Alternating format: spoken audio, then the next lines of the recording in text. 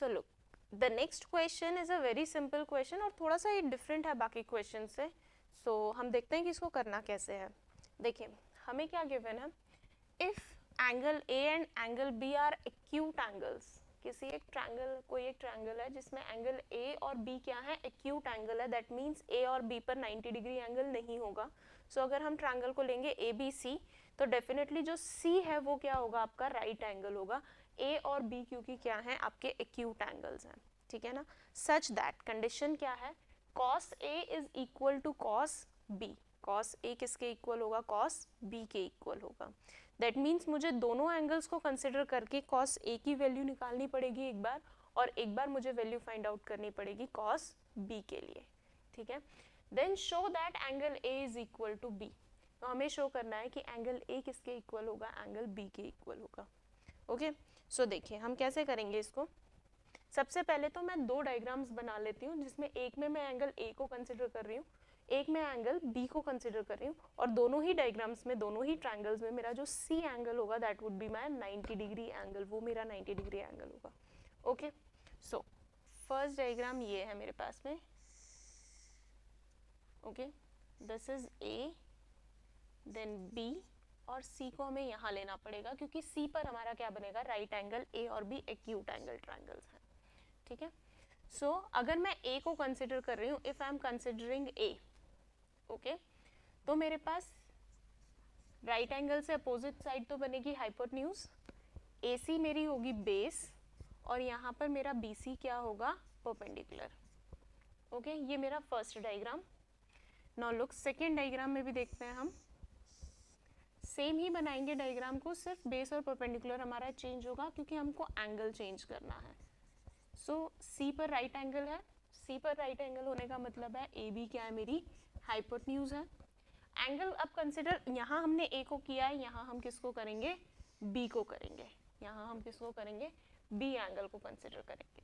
ये एक ही ट्रायंगल है जिसकी मैं दो रिप्रेजेंटेशंस बना रही हूँ. ठीक है ना. सो एंगल B को कंसिडर करने से BC बन जाएगा बेस हमारा, और AC बन जाएगा परपेंडिकुलर. ओके. अब देखिए मुझे क्या गिवन है, cos A equals to cos B. तो पहले cos A और cos B की वैल्यूज हम फाइंड आउट कर लेते हैं. यहाँ पे देखो, cos A क्या होता है, it is base upon hypotenuse. तो बेस हमारे पास कितना है, AC upon hypotenuse. Hypotenuse is AB. Alright.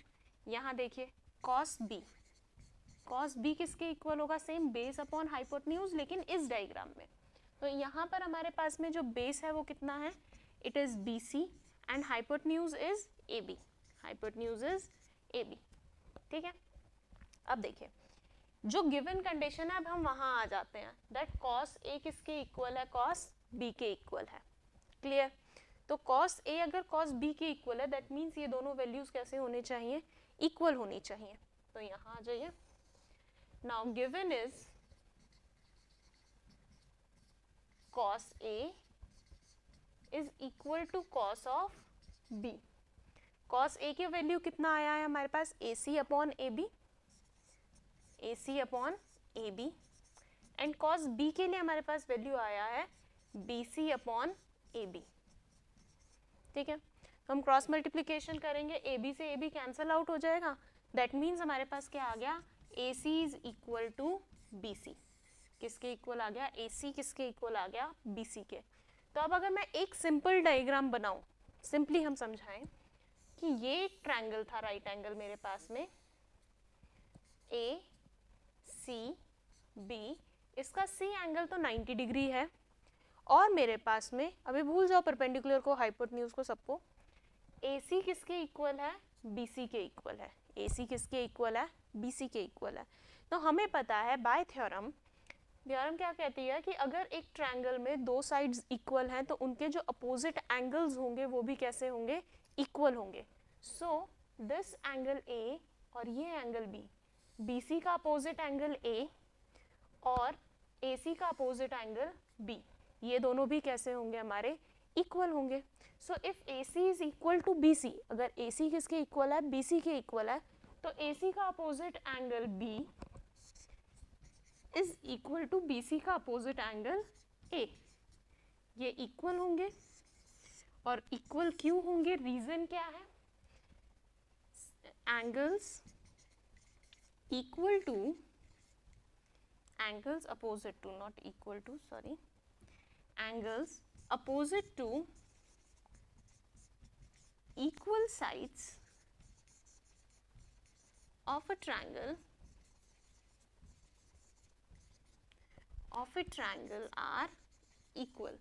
ये equal होते हैं, थ्योरम हमने क्लास 9th में करी थी, दैट्स वाई हम कह सकते हैं कि अगर दो साइड्स इक्वल होंगी तो उनके दोनों अपोजिट एंगल्स भी ट्रायंगल में कैसे होंगे, इक्वल होंगे. So with this we have proved कि एंगल बी ए किसके इक्वल है, बी के इक्वल है. क्वेश्चन वाज स्मॉल, सिर्फ कंसेप्ट को अप्लाई करना है आपने. दो डायग्राम्स दोनों को अलग अलग बनाओगे तो ही आपका रिजल्ट आएगा. Okay, now we will move towards the next question.